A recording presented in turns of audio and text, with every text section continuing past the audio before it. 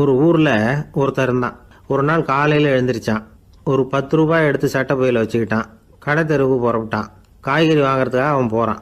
காய்கறி சந்தைக்கு போய் சேர்ந்தான். கத்திரிக்காய் 1/4 கிலோ கொடுங்கன்னா கொடுத்தாங்க. காசு கொடுக்கறதுக்காக சட்டை பையில் கையை விட்டான். பணத்தை காணும். 10 ரூபாய் சட்டை பையில் வச்சுக்கிட்டு தான் வந்தான். அது இப்போ அங்கே இல்லை. வழியில் எங்கேயும் அது விழுந்துட்டு போட்டிருக்கு. அல்லது யாராவது திருடர்கள் தெரியாமல் அதை எடுத்துக்கிட்டு போட்டாங்களா என்னன்னு தெரியல. எப்படியோ 10 ரூபாய் அவன் இழந்துட்டான். கையில் காசு இல்லை. அதனால் கத்திரிக்காயை திருப்பி கொடுத்துட்டு கவலையோடு வீட்டுக்கு திரும்பி வந்தான். அதையே நினச்சிக்கிட்டு இருந்தான். அவனுக்கு துக்கம் அதிகமாக போச்சு. அழ ஆரம்பிச்சிட்டான். காய்கறிகள் வாங்கிட்டு வந்து ஆனந்தமாக சமைச்சு சாப்பிட்லாம்னு நினச்சோம். அது முடியாமல் போச்சேங்கிற கவலை அவனுக்கு. அதனால் அதை மறக்கவே முடியல. இது நடந்து கொஞ்ச நாள் ஆச்சு. அதே மனுஷன் இன்னொரு நாள் அதே மாதிரி புறப்பட்டான். பணத்தை எடுத்து பையில் வச்சுக்கிட்டான். காய்கறி சந்தையை நோக்கி போய்கிட்டு இருக்கிறான். இப்போ வழியில் ஒரு ஏழை பையனை பார்த்தான். தம்பி எங்கே போகிற அப்படின்னு கேட்டான். ஐயா பள்ளிக்கூடத்துக்கு போயிட்டுருக்கிறேன் அவன். சரி அதுக்கே இவ்வளவு கவலையோடு போயிட்டுருக்கிற அப்படின்னு விசாரித்தான் அவன். ஐயா நான் ரொம்ப ஏழை, வீட்டில் வசதி இல்லை, பரீட்சைக்கு பணம் கட்டணும், இன்றைக்கி கடைசி நாள், என்ன செய்கிறதுன்னு தெரியலன்னா. இவன் பார்த்தான். தாங்கிட்ட இருக்கிற பணத்தை எடுத்து அந்த பையன்கிட்ட கொடுத்தான். இதை வச்சுக்கோ, உடனே பணத்தை கட்டு, நல்லா படி, பரீட்சை எழுது அப்படின்னு சொல்லிவிட்டு திரும்பி வந்துட்டான். வெறுங்கையோடு திரும்பி வந்தோம். வீட்டில் கேட்குறாங்க எங்கே காய்கறின்னு வழக்கம் போல் கேட்டாங்க. இவன் நடந்ததை சொன்னான். இப்போ வீட்டில் இருந்தவங்க அவங்ககிட்ட ஒரு கேள்வி கேட்டாங்க. ஏங்க இதே மாதிரி முன்னாடி ஒரு தடவை காய்கறி வாங்க போய் வெறுங்கையோடு திரும்பி வந்தீங்க, இப்போவும் வெறுங்கையோடு தான் திரும்பி வந்திருக்கிறீங்க. ஆனால் முன்னாடி வந்தப்போ வருத்தமாக இருந்தீங்க, இப்போ உங்கள் முகத்தில் வருத்தம் தெரியலையே அப்படின்னு கேட்டிருக்கிறான். அதாவது வீட்டில் இருக்கிறவங்க கேட்டாங்களாம். இப்போ அந்த மனுஷன் யோசிக்க ஆரம்பித்தானான். இந்த 2 நிகழ்வுகளுக்கு என்ன வித்தியாசம்? போன தடவை அவன் பணத்தை இழந்தான், இந்த தடவை அவன் பணத்தை இழந்திருக்கிறான். போன தடவை யாரோ திருடிட்டு போயிட்டாங்க, இந்த தடவை அவனாவே ஒரு பையன் பேரில் இறக்கப்பட்டு எடுத்து கொடுத்துருக்குறான். அன்னைக்கு பணம் போயிட்டுதேன்னு வருத்தமாக இருந்தது, இன்றைக்கி பணம் போனாலும் மனசுக்கு மகிழ்ச்சியாக இருக்குது, நிறைவாக இருக்குது. கொஞ்சம் யோசிச்சு பாருங்கள். பணத்தை இழந்தது மகிழ்ச்சிக்கோ வருத்தத்துக்கோ காரணமாக இருக்க முடியாது. அப்படின்னா வேறு எது காரணம்? அன்றைக்கு பணத்தை இழந்துட்டேன்னு அழுதான், இன்றைக்கு பணத்தை இழந்தாலும் மகிழ்ச்சியாக இருக்கிறான். ஆகவே மகிழ்ச்சிக்கும் துக்கத்துக்கும் இழப்பு காரணம் அல்ல, இழப்பு பற்றிய நம்முடைய அறிவு தான் காரணம் அப்படிங்கிறது பெரியவர்களுடைய கருத்து. எந்த பொருளும் நமக்கு கவலையை உண்டு பண்ணுறதில்ல, அந்த பொருள் பேரில் நாம் வைக்கிற பற்று தான் கவலையை உண்டு பண்ணுது. பொருள்கள் நம்ம விட்டுட்டு போயிட்டா நாம் அழுதுகிட்டு இருக்கிறோம், நாமே அதுகளை விட்டுட்டு வந்துட்டா மகிழ்ச்சியாக இருக்கிறோம். இந்த உண்மையை புரிஞ்சுக்கிட்டு நம்முடைய வாழ்க்கையை நல்ல விதமாக அமைச்சிக்கணும். ஒரு ஆள் அழுதுகிட்டு இருந்தான். ஏன்டா அழுகுறேன்னு கேட்குறார் ஒருத்தர். இழக்கிறதுக்கு எதுவும் இல்லை, அதனால் அழறேன்னா. என்னடா சொல்கிறேன்னார். கிட்ட வாங்க சொல்கிறேன்னா. இந்த மணி பர்ஸை வேற ஒருத்தன் பாக்கெட்லேருந்து திருடினேன், அப்புறம் தான் புரிஞ்சுது அவங்ககிட்ட இழக்கிறதுக்கு எதுவும் இல்லைங்கிறது. ஆமாங்க இது காலி பர்ஸு, அதனால் இப்போ அழுதுகிட்டு இருக்கிறேன், திருடியும் பிரயோஜனம் இல்லை அப்படின்னு சொல்லிவிட்டு அழுதானா. இப்பெல்லாம் நம்ம ஊரில் மாமியார் மருமகள் ஒருத்தர் நல்லா புரிஞ்சுக்கிட்டு நல்ல விதமாக தான் இருக்கிறாங்க பல இடத்துல. அதனால் நான் இப்போ சொல்ல போகிற கதையை கேட்டுவிட்டு இந்த காலத்தில் அவ்வளவு மோசமாக யார் சார் நடந்துக்கிறாங்க அப்படின்னு கேட்டு யாரும் சண்டைக்கு வரக்கூடாது. இன்னொரு உண்மையையும் சொல்லிவிடுறேன். அதாவது இந்த கதையை நமக்கு எழுதி அனுப்பி இருக்கிறதே கொஞ்ச நாளில் மருமகளாகவும் அதுக்கப்புறம் கொஞ்ச காலத்தில் மாமியாராகவும் ஆக போகிற ஒரு நேயர் தான். சரி இந்த கதைக்கு வருவோம். அதாவது ஒரு சின்ன குடும்பம், அந்த வீட்டில் மாமியார் ஆட்சி, அவங்க வச்சது தான் சட்டம். பிள்ளையாண்டான் எப்படின்னா அம்மா சொல்கிறதையும் கேட்டுக்குவான், மனைவி சொல்கிறதையும் கேட்டுக்குவான், நமக்கு என்னத்துக்கு வம்புங்கிற டைப்பு. மருமகள் பேரில் குறை கண்டுபிடிக்கிறதுலையே அந்த மாமியாருக்கு ஒரு சுவாரஸ்யம். சின்ன சின்ன விஷயத்துலையெல்லாம் குத்தம் கண்டுபிடிச்சிக்கிட்டே இருக்கிறாங்க. பொதுவாக எல்லாரும் எப்படின்னா ஏதாவது ஒரு காரணத்துக்காக சண்டை போட்டுக்கிட்டு இருப்பாங்க. அந்த அம்மா எப்படின்னா ஏதாவது ஒரு சண்டையை போடுறதுக்காக காரணத்தை தேடிக்கிட்டு இருப்பாங்க. அப்படி ஒரு மனசு. அந்த மருமக பொண்ணு பாவம் பயந்து பயந்து ஒவ்வொரு காரியமும் செஞ்சுக்கிட்டு வந்தது. இப்படியே பல வருஷம் ஓடி போட்டுது. அந்த மாமியாருக்கும் ரொம்ப வயசாகிட்டுது. இருந்தாலும் அந்த பழைய சுபாவம் மட்டும் மாறவே இல்லை. திடீர்னு ஒரு நாள் பக்கவாதம் வந்து அந்த அம்மாவுக்கு ஒரு பக்கம் கை கால் இழுத்துக்கிட்டுது. வாய் சுத்தமாக பேச முடியாமல் போயிட்டுது. சத்தம் மட்டும் வரும். ஒரு பக்கத்து கை காலை அசைக்க முடியும், பேசுகிறதெல்லாம் கையால் தான், அதாவது கை சைகையால். இப்படிப்பட்ட நிலைமையில் கூட அந்த பொண்ணு தண்ணியோ பாலோ இவங்க எதிரில் கொண்டாந்து வச்சா அதை வேணும்னே தட்டி விட்டுட்டு ஒம்பு வளர்க்குறது. அதுக்கப்புறம் அந்த பொண்ணு தரையை சுத்தப்படுத்தும்ல, அதை பார்த்து ரசிக்கிறது. இருந்தாலும் அந்த பொண்ணு இதையெல்லாம் பெருசுப்படுத்தாமல் ரொம்ப பொறுமையாக தான் இருந்தது. ஒரு நாள் வீட்டில் வச்சுருந்த பாலை பூனை குடிச்சிட்டு போட்டுது. வயசான காலத்தில் இந்த அம்மா பால் இல்லாமல் கஷ்டப்படுவாங்களே அப்படின்னு நினச்சி பக்கத்து வீட்டில் போய் கொஞ்சம் பால் வாங்கிட்டு காய்ச்சி மாமியார் முன்னாடி கொண்டாந்து வச்சுது அந்த பொண்ணு. வழக்கம் போல் அந்த அம்மா பாலை தட்டி விட்டுட்டாங்க. இது அந்த மருமக பொண்ணு கவனிச்சுட்டுது. இவ்வளவு நாள் பொறுமையாக இருந்த இந்த மருமகளுக்கு இன்னைக்கு இதை பார்த்து தான் அசாத்திய கோபம் வந்துட்டுது. கதவுக்கு பக்கத்தில் சாத்தி வச்சுருந்த உலக்கையை எடுத்து மாமியார் தலையில் போட, அது குறி தவறி கழுத்தில் பட, அந்த அம்மா கழுத்தை பிடிச்சிக்கிட்டு ஊன்னு கத்த, இந்த பொண்ணு ஒன்றும் அலட்டிக்காமல் உலக்கையை எடுத்து மறுபடியும் கதவு பக்கம் சாத்தி வச்சுட்டு அது பாட்டுக்கு நடந்து போயிட்டுது. இருந்தாலும் மனசுக்குள்ளே லேசாக ஒரு பயம். கணவன் வீட்டுக்கு வந்ததும் என்ன விஷயம்னு கேட்டால் எப்படி சமாளிக்கிறது? அன்னைக்குன்னு பார்த்து ரொம்ப நேரம் கழித்து வீடு சேர்ந்தான் கணவன். உடனே அந்த அம்மா புகார் பண்ண ஆரம்பிச்சுட்டுது. பேச்சு தான் வராத, அதனால் ஒரு பக்கத்து கையால் சைகை காட்டுது. கதவுக்கு பக்கத்தில் இருந்த உலக்க பக்கமாக கையை நீட்டி காட்டி, அப்படியே அந்த கையை தன் கழுத்துக்கு பின்பக்கமாக சுற்றி காட்டி, நாக்கை வெளியில் நீட்டி நடந்த விஷயத்தை புரிய வைக்கிறதுக்கு முயற்சி பண்ணுது. இவனுக்கு ஒன்றும் புரியல. என்ன சொல்கிறாங்க அம்மா அப்படின்னு மனைவிகிட்ட கேட்குறான். அதுக்கு அந்த பொண்ணு ரொம்ப புத்திசாலித்தனமா, என்னங்க உங்கள் அம்மா சொல்கிறது உங்களுக்கு இன்னும் புரியலையா? அவங்க உங்களை பார்த்து என்ன சொல்கிறாங்கன்னா, ஏண்டா உலக்க மாதிரி நிற்கிற, சாக போகிற எனக்கு சங்கிலி எதுக்கு, என் கழுத்தில் கிடக்கிற இந்த சங்கிலியை கழட்டி என் மருமக கழுத்தில் போடுறா அப்படின்னு சொல்கிறாங்க அப்படின்னு தான். ஓ அப்படியா விஷயம்னு சொல்லி அம்மா கழுத்தில் இருந்த சங்கிலியை எடுத்து மனைவி கழுத்தில் போட்டுட்டு, அம்மா உன் விருப்பப்படியே போட்டாச்சு, இனிமேலாவது நிம்மதியாக படுத்து தூங்கு அப்படின்னு சொல்லிவிட்டு உள்ளே போயிட்டான். பார்த்தீங்களா கதையை? அதனால தான் மாமியார்கள் சைகை காட்டுறதுன்னா கூட இனிமேல் ஜாக்கிரதையாக இருக்கணும். இந்த உலகத்தில் உண்மையாகவே வேதாந்தம் பேசுகிறவங்களும் உண்டு, உள்ளுக்குள்ளே வேற மாதிரி இருந்துக்கிட்டு வெளியில் வேதாந்தம் பேசுகிறவங்களும் உண்டு. ஒரு ஆள் இருந்தார். அவரும் ஒரு கடை வச்சு வியாபாரம் பண்ணிக்கிட்டு இருந்தார். மகா கஞ்சன், யாருக்கும் எந்த உதவியும் செய்ய மாட்டார். எச்சில் கையென்ன ஈர கையை கூட உதற மாட்டார். அப்படிப்பட்ட மனுஷன். அந்த ஊருக்கு ஒரு முனிவர் வந்துக்கிட்டு இருந்தார். வருஷத்துக்கு ஒரு தடவை வருவார். ஒரு நாள் 2 நாள் இருப்பார், அப்புறம் போயிடுவார். அந்த முனிவர் வர்றப்போலாம் இந்த ஆள் எழுந்திரிச்சு ஓடி போய் அவரை வரவேற்பான். ரொம்ப பெரிய வேதாந்தி மாதிரி அவர்கிட்ட பேசிக்கிட்டு இருப்பான். காயமே இது பொய், வெறும் காற்றடைத்த பையும்மா, தர்மம் தலைகாக்கும்மா, பணம் என்ன சார் பணம், இன்னைக்கு ஒருத்தன் கையில் இருக்கும், நாளைக்கு ஒருத்தன் கையில் இருக்கும், எல்லாம் மாயம், எனக்கு தான் இன்னமும் இந்த சம்சார பந்தத்திலிருந்து விடுபடுறதுக்கு நேரம் வரலேம்மா. அந்த முனிவரும் இந்த ஆள் இப்படி சொல்கிறத கேட்ட உடனே, ஏப்பா அப்படி சொல்கிற, இப்போ கூட நீ சரின்னு சொல்லு, உனக்கு தீட்சை கொடுத்து இதிலிருந்து விடுபடுற ஞானத்தை போதிக்கிறேன் பார். உடனே அந்த ஆள் என்ன சொல்லுவான் தெரியுமா? ஐயோ சாமி, இப்போ அது எப்படிங்க முடியும், பிள்ளைங்கள்லாம் சின்ன சிறுசுங்க, அதுகளுக்கெல்லாம் ஒரு கல்யாணம் காட்சின்னு செஞ்சு கடமையை முடிச்சுட்டா நீங்கள் சொல்கிறபடி செஞ்சு விடலாம்மா. சரி, இன்னும் முனிவர் போயிடுவார். அடுத்த வருஷம் வருவார். இவன் வழக்கம் போல் வேதாந்தம் பேசுவான். சரி தீட்சை கொடுக்குறேன் வா அம்பார். பேரம்பேத்தியை பார்க்கணும், கோர்ட்டில் கேஸ் ஒன்று இருக்குது, அது முடியணும் அப்படின்னு தயங்க ஆரம்பிச்சிருவான். எல்லாம் சொல்லுவான், ஆனால் குடிக்கிறதுக்கு தண்ணி கூட கொடுக்க மாட்டான். ரொம்ப வருஷம் கழித்து மறுபடியும் ஒரு நாள் அந்த ஊருக்கு முனிவர் வந்தார். இவன் கடைக்கும் வந்தார். அப்புறம் அங்கே கல்லாவில் நம்ம ஆள் இல்லை, அவன் புள்ள தான் உட்காந்துருக்கிறான். அப்பாவை போலவே புள்ளையும் எழுந்திரிச்சு ஓடியாந்து முனிவரை வரவேற்றான். அப்பா எங்கன்னு விசாரிச்சார் முனிவர். ஐயோ அதை ஏன் கேட்குறீங்க சாமி, உங்ககிட்ட தீட்சை வாங்கி இந்த சம்சார பந்தத்திலேருந்து விடுதலை பெறணும்னு சொல்லிக்கிட்டே இருப்பார், அது நிறைவேறாமலே போய் சேர்ந்துட்டார். போன மாதம் ஒரு நாள் திடீர்னு நெஞ்சு வலிக்குதுன்னார், அவ்வளோதான் போட்டுன்னு போயிட்டார் அப்படின்னு புலம்புனான் பையன். இதை கேட்டதும் முனிவர் சிரிச்சாரான். அவன் எங்கடா போவான், உன் அப்பா எங்கேயும் போகல, இதோ வாழை ஆட்டிக்கிட்டு உன் காலடியிலே இருந்துக்கிட்டு இருக்கான் பார் அப்படின்னு சொல்லி அங்கே நின்றுக்கிட்டு இருந்த ஒரு நாயை சுட்டி காட்டினாரான். என்ன சாமி சொல்கிறீங்க அப்படின்னு ஆச்சரியமாக கேட்டிருக்கான் பையன். உடனே முனிவர் அந்த நாயோட தலையில் ஒரு தட்டு தட்டி பேசுகிறா அப்படின்னாரான். உடனே அந்த நாய் வேதாந்தம் பேச ஆரம்பிச்சுட்டு தான்.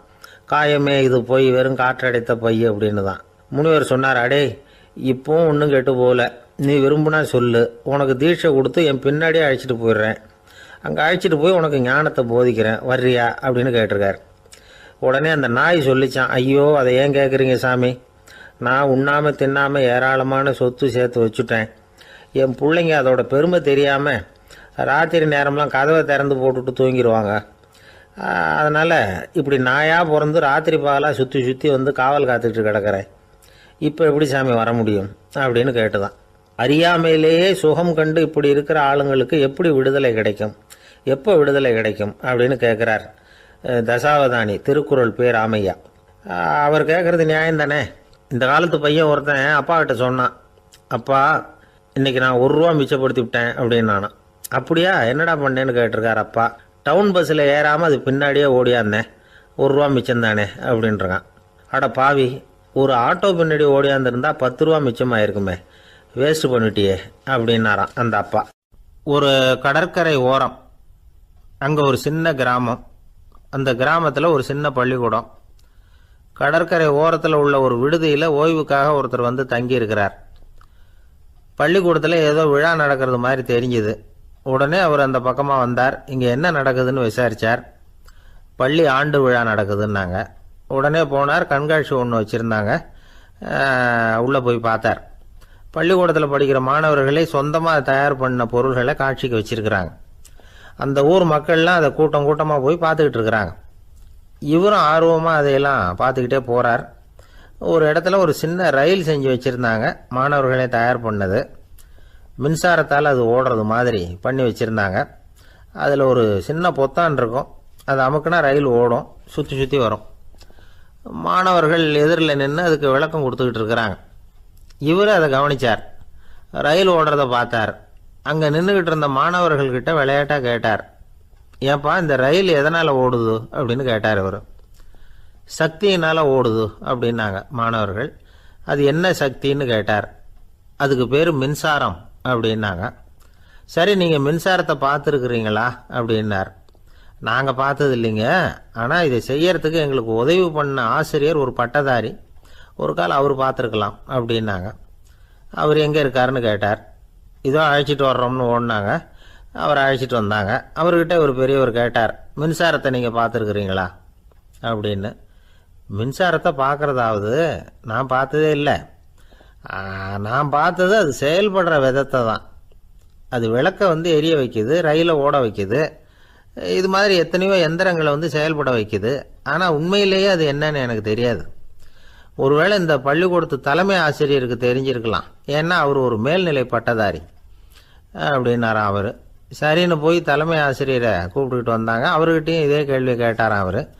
மன்னிக்கணும், இந்த கேள்வியை இதுவரைக்கும் யாரும் என்கிட்ட கேட்டதில்லை. சக்தியை யாரும் பார்க்க முடியாது, ஆனால் அது செயல்படும் விதத்தை தான் பார்க்க முடியும் அப்படின்னாராம் அவர். இப்போ இதுவரைக்கும் கேட்டுக்கிட்டு இருந்த பெரியவர் சிரித்தார். சிரிச்சுட்டு சொன்னாராம், சரி அதுக்காக ஒன்றும் கவலைப்படாதீங்க, என்னுடைய பெயர் தாமஸ் ஆல்வா எடிசன் அப்படின்னாராம். இதை கேட்டதும் அங்கே இருந்தவங்களுக்கெல்லாம் அதிர்ச்சி, ஆச்சரியம். என்னது, நீங்கள் தானா எடிசன்? நீங்கள் எவ்வளவு மின்சார கருவிகளை உண்டாக்கி இருக்கிறீங்க, நீங்களா இந்த கேள்வியை கேட்டது அப்படின்னாங்களாம். ஆமாம், நான் தான் கேட்குறேன், ஏன்னா நானே மின்சாரத்தை பார்த்தது கிடையாது அப்படின்னாராம் அவர். அன்புங்கிறது இப்படிப்பட்டது தாங்கிறார் ஓஷோ. அன்புங்கிறது நம்ம உடற்கூறு அமைப்பில் இல்லை, அது நம்ம உடம்புல உள்ள சுத்த சக்தியின் வெளிப்பாடு. அதை உணரத்தான் முடியுமே தவிர பார்க்க முடியாது. அன்பே உன்னை வந்து நான் என் இருதயத்தில் வச்சிருக்கிறேன் அப்படின்னுலாம் சொல்லுவான். இதெல்லாம் சும்மா. இது வந்து டாக்டர்கள் சொல்கிற இருதயம் கிடையாது. அது வந்து ரத்தத்தை தள்ளுகிற ஒரு கருவி, அவ்வளவுதான். ஞானிகள் சொல்லுகிற இதயம் வேற, அது கண்ணுக்கு புலப்படாத ஒரு சக்தி. என்னுடைய இதயம் ரொம்ப விசாலமானது சார் அப்படின்னார் ஒருத்தர். அப்படிங்களான்னு ரொம்ப மரியாதையா, ஆமாங்க டாக்டர் அப்படி தான் சொல்கிறார், கொஞ்சம் வீங்கி போய் பெருசாக இருக்குதான் அப்படின்னார். ஒரே ஒரு ஊரில் ஒரு அம்மா இருந்தாங்க. அந்த அம்மாவுக்கு ஒரே ஒரு பிள்ளையாண்டான். அவனுக்கு ரொம்ப அக்கறையோடு கல்யாணம் பண்ணி வச்சாங்க. கல்யாணம் முடிஞ்சதும் மருமக பொண்ணு வீட்டுக்கு வந்து சேர்ந்தது. அப்பாடா என் கடமை முடிஞ்சுது, இனிமேல் அக்கடான்னு எங்கேயாவது ஒரு மூலையில் படுத்து கிடக்கலாம் அப்படின்னு நினச்சாங்க அந்த அம்மா. ஆனால் நினைக்கிறபடி எங்கே நடக்குது? அதுக்கப்புறம் தான் பிரச்சனையே ஆரம்பமாச்சு. மருமகள் குணம் சரியில்லை, ஒரு மாதிரி. அந்த பொண்ணு வீட்டுக்கு வந்ததுமே முதல் வேலையாக மாமியாரை பார்த்து, அதுதான் நான் வந்துட்டேன்ல, இனிமேல் உங்களுக்கு என்ன வேலைங்க, புறப்பட வேண்டியது தானே, காசி ராமேஸ்வரம்னு எங்கேயாவது போங்க அப்படின்னுட்டு தான். மாமியாரை பார்த்தாங்க, கொஞ்சம் யோசனை பண்ணாங்க. இந்த பாருமா, நீ இப்படி சொல்கிறதுக்கு முன்னாடியே வீட்டை விட்டு புறப்படணுங்கிற முடிவுக்கு நான் வந்துட்டேன். வீட்டை மட்டும் இல்லை, இந்த உலகத்தை விட்டே கூட போகிறதுக்கு தயாராக இருக்கிறேன். ஆனால் ஒரே ஒரு விஷயத்துக்காக என் உயிரை கையில் பிடிச்சிக்கிட்டு இருக்கிறேன் அப்படின்னாங்களாம். என்ன விஷயம்னு கேட்டது இந்த மருமக பொண்ணு. வேற ஒன்றும் இல்லை, என் பிள்ளைக்கு கல்யாணம் பண்ணி வச்சுட்டேன். ஒரு பேர புள்ள பிறந்து அதை என் கண்ணால் பார்த்துட்டேன்னா நான் எங்கே வேணும்னாலும் போகிறதுக்கு தயாராக இருக்கிறேன் அப்படின்னாங்களாம் அந்த மாமியார். மாமியார் இப்படி சொல்கிறதுலேயும் நியாயம் இருக்கிறதாக பட்டுது அந்த பொண்ணுக்கு. சரி அப்படியே இருந்து பார்த்துட்டு போகலாம் அப்படின்னு அனுமதி கொடுத்தது. கொஞ்ச காலத்தில் ஒரு பேரன் பிறந்தான். அந்த அம்மாவும் பேரனை கண்ணால் பார்த்துட்டாங்க.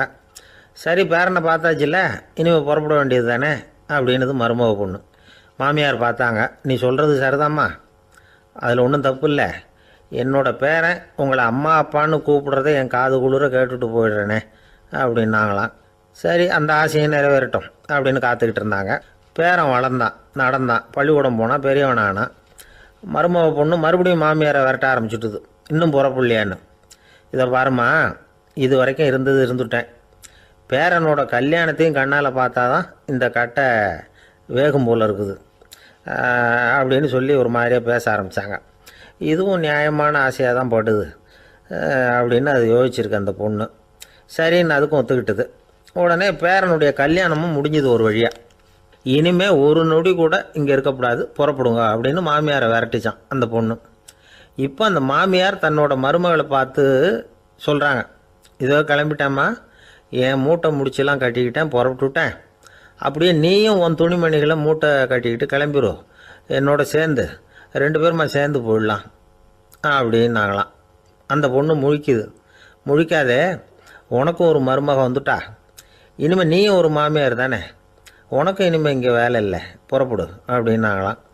அப்போ தான் அந்த பொண்ணு சிந்திக்க ஆரம்பிச்சு தான், தன்னோட தவறு புரிஞ்சுதான். இந்த தகவலை கேட்டுக்கிட்டு இருக்கிற மருமகள்லாம் இதை பற்றி கொஞ்சம் யோசித்து பார்க்கணுங்கிறதுக்காகத்தான் இதை சொல்கிறோம் மாமியார்கள் சார்பாக. கொஞ்ச நாளைக்கு முன்னாடி ஒரு பொண்ணை பார்த்து பேசுகிற சந்தர்ப்பம் கிடைச்சிது ஒரு கல்யாண வீட்டில். அந்த பொண்ணு சொல்லிச்சு, சார் எனக்கு கல்யாணம் ஆகி 15 வருஷம் ஆகுது, நான் மாமியார்கிட்ட சண்டை போட்டதே இல்லை அப்படின்னு ரொம்ப அடக்கமாக சொல்லிச்சு. அது எப்படிம்மா சாத்தியமாச்சுன்னு கேட்டோம். எனக்கு கல்யாணம் ஆகி 15 வருஷம்தான் ஆச்சு, ஆனால் என் மாமியார் செத்து போய் 20 வருஷத்துக்கு மேலே ஆயிட்டுது அப்படின்னுது. லோகமானிய பாலகங்காதர திலகர் இருந்தார்ல, அவருக்கு 15 வயசுலேயே கல்யாணம் நடந்துதான். மனைவி பேர் தபிபாய். ரொம்ப பெரிய குடும்பத்து பொண்ணு, நல்ல குணம். அவங்க குடும்பம் நடத்திக்கிட்டு இருக்கிறாங்க. அந்த காலத்தில் திருடர்கள் பயம் அதிகம். இந்த காலத்தில் மட்டும் என்னன்னு கேட்குறீங்களா? நீங்கள் கேட்குறது நியாயம்தான். இருந்தாலும் இந்த காலத்து திருடனுக்கும் அந்த காலத்து திருடனுக்கும் ஒரு முக்கியமான வித்தியாசம் உண்டு. அதாவது அந்த காலத்து திருடன்லாம் நியாயம் அநியாயம் பார்க்குறது உண்டு, இந்த காலத்தில் அப்படி பார்க்குறது இல்லை. அந்த காலத்தில் திருட வர்றவங்கள்ட்ட கூட ஒரு தார்மீக உணர்வு உண்டாம். அதாவது அப்போ உள்ள கொள்ளைக்காரங்க எதை களவாடினாலும் சரி, அரிசியை மட்டும் களவாடுறது இல்லையா, அப்படி ஒரு கொள்கை.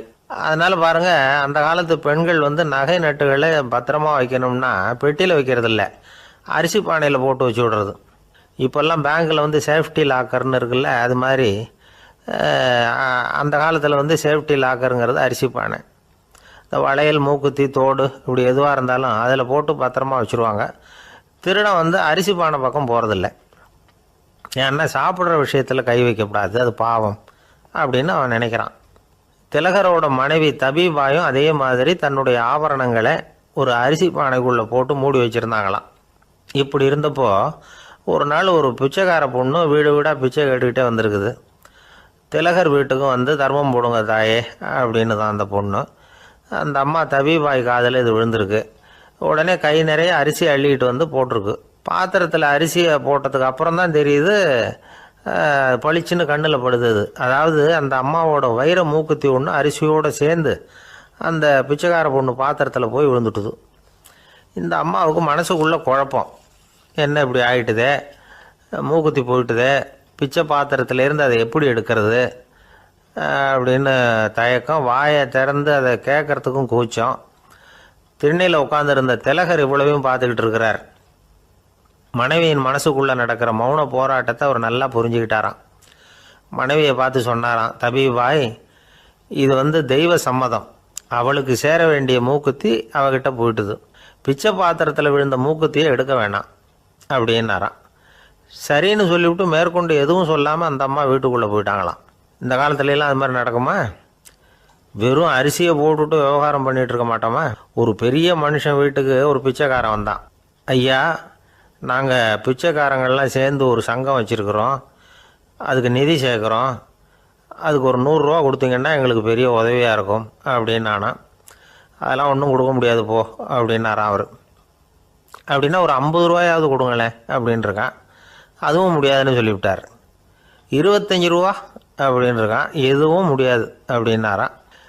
சரிங்க, இவ்வளவு பெரிய வீட்டுக்கு வந்துட்டு வெறுங்கையோடு திரும்புறது நல்லா இருக்காது, அதனால சும்மா ஒரு ரூபா மட்டுமாவது கொடுங்க அப்படின்னு இருக்கான் அவன். ஒரு பைசா கூட என்கிட்ட கிடையாது அப்படின்னு விட்டாரான் இவர்.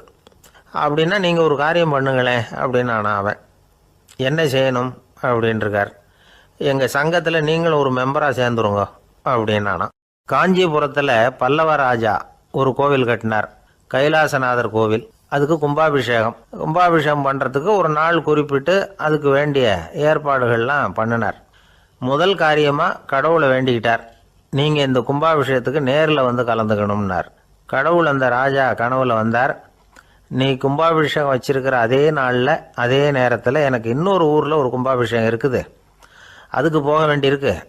அதாவது திருநின்ற ஊரில் என்னுடைய பக்தர் ஒருத்தர், அவரும் ஒரு கோயில் கட்டி கும்பாபிஷேகம் செய்கிறார், நான் அதுக்கு போக வேண்டியிருக்கு, அதனால் உன்னுடைய தேதியை நீ மாற்றி வச்சுக்கோ அப்படின்னார். கடவுள் தான் எங்கேயும் இருக்கிறவராச்சே, அவர் நினச்சா 2 இடத்துலையும் இருந்து கோயில் கும்பாபிஷேகத்தை நடத்த முடியாதா? ஏன் அப்படி செய்யலை? அது ஒரு முக்கியமான காரணத்துக்காகத்தான். திருநின்ற ஊரில் இருந்த பூசலாருங்கிற அந்த அடியாரின் பெருமையை இந்த உலகத்துக்கு எடுத்து காட்டணுங்கிறதுக்காகத்தான் கடவுள் அந்த ராஜா கிட்ட அப்படி சொன்னார். சரி, அந்த அடியார் அப்படி என்னதான் பெருசாக கோயில் கட்டி விட்டார்? ராஜா கட்டின கோயிலை விட பெருசா? அவர் கட்டினது கருங்கல்லாலேயோ மண்ணாலேயோ மரத்தாலேயோ இல்லை. அவர் கட்டின கோயில் வேறு மாதிரி. அது மனசால் கட்டின கோயில், மனசுக்குள்ளே இருக்கிற கோவில், மனக்கோவில். அந்த அடியார் தன்னோட மனசுக்குள்ளே மாதக்கணக்காக ஒவ்வொரு கல்லாக சேர்த்து கட்டின கோவில். இந்த விஷயம் ராஜாவுக்கு தெரியாது. அவர் என்ன நினச்சிட்டாரு, அது நாம் கட்டின கற்கோயிலை விட ரொம்ப பெருசாக இருக்கும் போல இருக்கு அப்படின்னு நினச்சிட்டார். சரி, அப்பேற்பட்ட அந்த கோயிலை தரிசனம் பண்ணிவிட்டு வருவோம் அப்படின்னு நினச்சி ராஜா திருநின்ற ஊருக்கு போகிறார். அங்கே போய் பார்த்தா கோயிலையும் காணும், ஒன்றையும் காணும். கடைசியில் பூசலார் கட்டின மனக்கோவில் தான் அதுங்கிறத அவர் புரிஞ்சுக்கிறார். உடனே அந்த அடியாரின் காலில் விழுந்து வணங்குறார். அவரோ, இது மனசால முயன்ற கோவில், இதுக்கு இத்தனை பெருமையா அப்படின்னு ஆச்சரியப்படுறார். இதில் ஆச்சரியப்படுறதுக்கு ஒன்றும் இல்லை. ஆண்டவன் விரும்புறது அகபக்தியையே தவிர புற தோற்றங்களே அல்ல. இதை நாம் புரிஞ்சுக்கிட்டோம்னா நமக்குள்ள எந்த வேறுபாடுகளும் வர்றதுக்கு வழியே இல்லை. இன்னொரு ராஜா இருந்தார். அவர் ஆண்டவனுக்கு படைக்கிறதுக்காக ஒரு தார் நல்ல செவ்வாழைப்பழமாக எடுத்துக்கிட்டு போகணும்னு நினச்சார். அதனால் நாளே அதை வாங்கிட்டு வர சொன்னார் வேலைக்காரங்கிட்ட. வேலைக்காரன் போனால் கடைத்தெருவில் ஒரு தார் பழம் வாங்கினான். வர்ற வழியில் அவன் குடிசை. அப்படியே எட்டி பார்த்துட்டு போவோமேன்னு நினச்சான். போனான். அங்கே இவனோட குழந்தை பாவம் பசியால் கத்திக்கிட்டு இருக்கு. இவன் பார்த்தான், இவ்வளவு பெரிய தாரில் ஒரு 2 பழம் எடுத்தா தெரியவா போகுது அப்படின்னு நினச்சி ஒரு 2 பழத்தை பிச்சு அந்த குழந்தைகிட்ட கொடுத்தான். அதை வாங்கி வயிறார சாப்பிட்டுது. பசி அடங்குச்சு, விளையாட போயிட்டுது. இவன் அதுக்கப்புறம் வாழைப்பழத்தை எடுத்துக்கிட்டு அரண்மனைக்கு வந்தான். 2 பழம் பிச்சிருக்கிறது ராஜாவுக்கு தெரிஞ்சு போச்சு. இவன் உண்மையை சொல்லிவிட்டான். உடனே ராஜா, கடவுளுக்கு படைக்க வேண்டிய பொருளை குழந்தை எச்சில் பண்ண விட்டுருக்கியே அப்படின்னு சொல்லி அவனை கட்டி வச்சு சாட்டையால் அடித்தார் பாவம். மறுநாள் பழத்தை கோயிலுக்கு எடுத்துகிட்டு போனார். கடவுள் முன்னாடி வச்சார். கடவுள் கண்ணை திறந்து பார்த்தார், பழம்லாம் அழுகி இருக்குது. என்ன இது அழுகி போன பழம் அப்படின்னார். ராஜா முழிச்சார். நல்லா தானே இருந்தது அப்படின்னு நினச்சார். அப்போ கடவுள் அந்த ராஜா கிட்ட சொன்னாராம், இதை பார்ப்பா, இந்த தாரில் 2 பழம்தான் நல்ல பழம், அந்த 2 பழங்களையும் நேற்றுக்கே நான் சாப்பிட்டுட்டேன் அப்படின்னாராம்.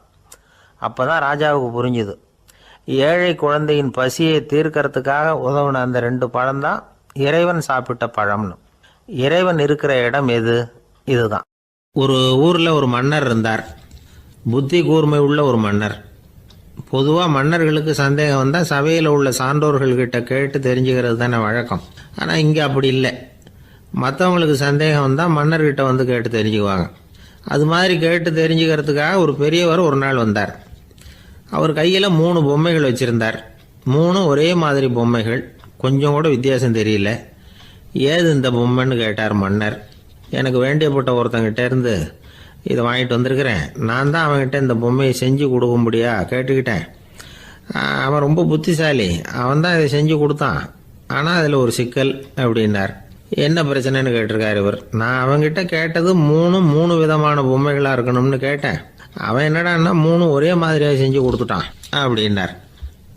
அவங்ககிட்டயே கேட்கறது தானே அப்படின்னு இருக்காரு இவர். கேட்டேன், அவன் என்ன சொல்கிறான்னா, இது மூணும் ஒரே மாதிரி பொம்மை கிடையாது, மூணும் மூணு விதம், ஒன்றுக்கு ஒன்று வித்தியாசம் இருக்குது. இந்த மூணு பொம்மையும் மூணு விதமான நண்பர்களுக்கு உதாரணங்கள் அப்படின்னு சொல்கிறான். எனக்கு ஒன்றும் புரியல, அதுதான் உங்ககிட்ட வந்தேன் அப்படின்னார்.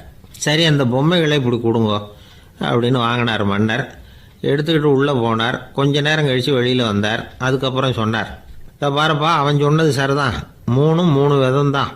இது இருக்குதே முதல் பொம்மை, இது உத்தமமான நண்பனுக்கு உதாரணம். இந்த ரெண்டாவது பொம்மை இது மத்தியமமான நண்பனுக்கு உதாரணம். அந்த மூணாவது பொம்மை இருக்குதே அது மோசமான நண்பனுக்கு உதாரணம்.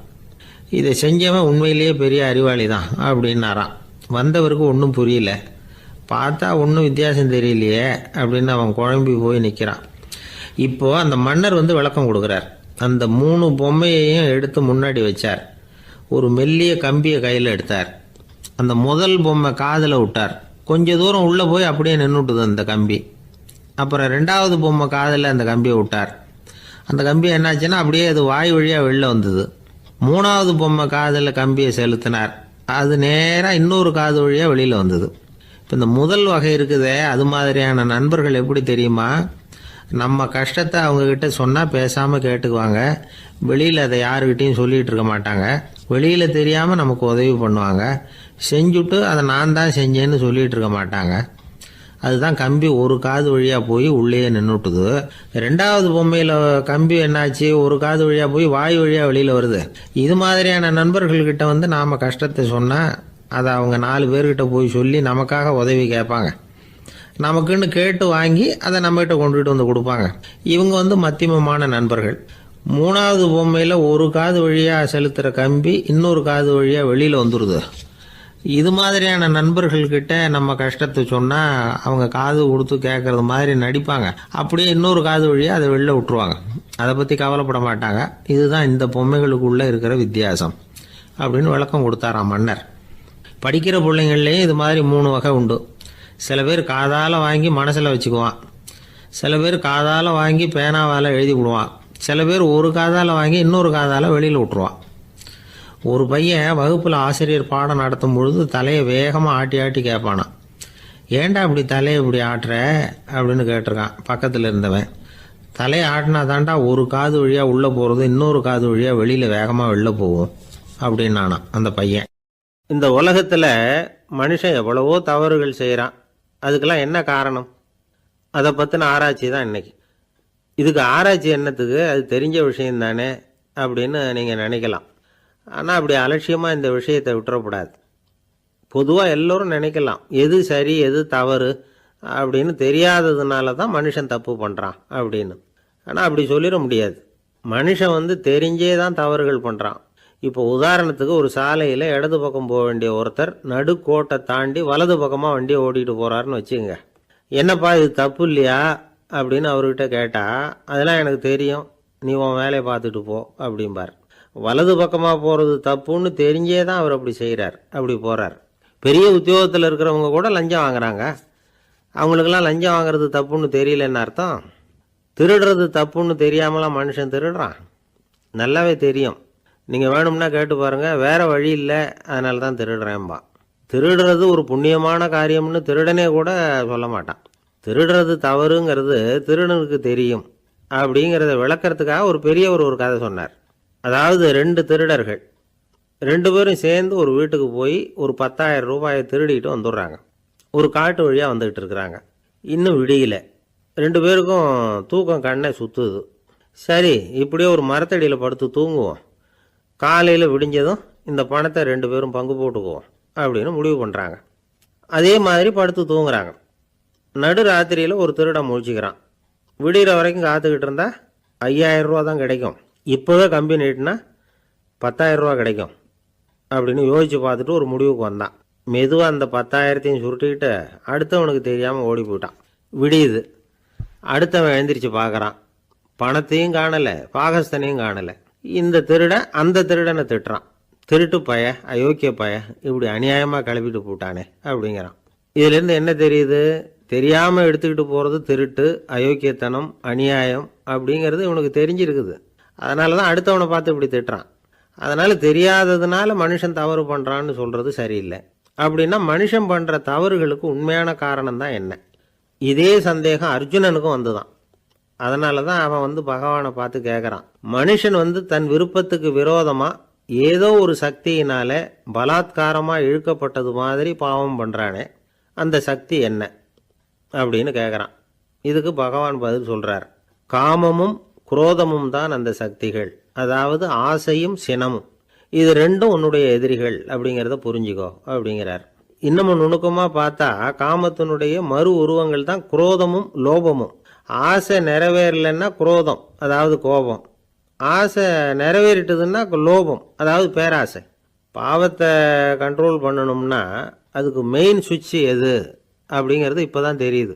அதுக்கு மனுஷன் தெரிஞ்சே தான் தவறு பண்ணுறான் அப்படின்னு பேசிக்கிட்டோமே. அதுக்கு ஒரு உதாரணம், ஒரு ஆள் ஹோட்டலில் சாப்பிட போனான், சாப்பிட்டு முடித்தான், எழுந்திரிச்சு முதலாளிகிட்ட பில்லை கொடுத்தான், காசை கொடுக்கல. முதலாளி பணம் கொடுன்னு கேட்டார். இவன் என்கிட்ட பணம் இல்லைன்னா. முதலாளி கொஞ்சம் கூட அலட்டிக்கல, உள்ளே இருந்து ஒரு ஆளை கூப்பிட்டார்.